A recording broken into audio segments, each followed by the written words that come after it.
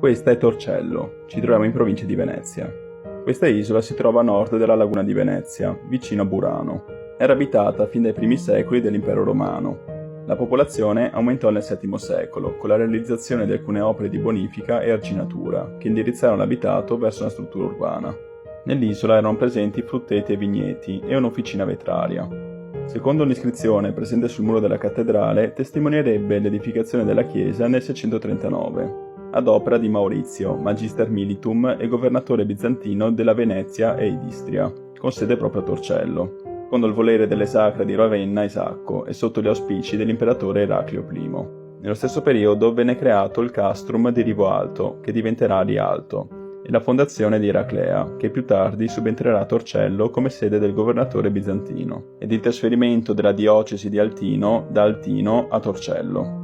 Inizialmente l'isola di Torcello, insieme agli altri centri vicini, costituiva la testa di ponte del commercio veneziano verso il mare Adriatico e fu così fiorente da avere migliaia di abitanti. Nell'XI secolo viene ricostruita la cattedrale e costruita la chiesa di Santa Fosca, e fino al XIV secolo Torcello costituì il principale centro veneziano di lavorazione della lana. A partire dal XV secolo, per via dell'area malsana dovuta all'impaludamento, dalla troppa vicinanza di Venezia e le pestilenze, venne progressivamente abbandonata, contando oggi qualche decina di residenti.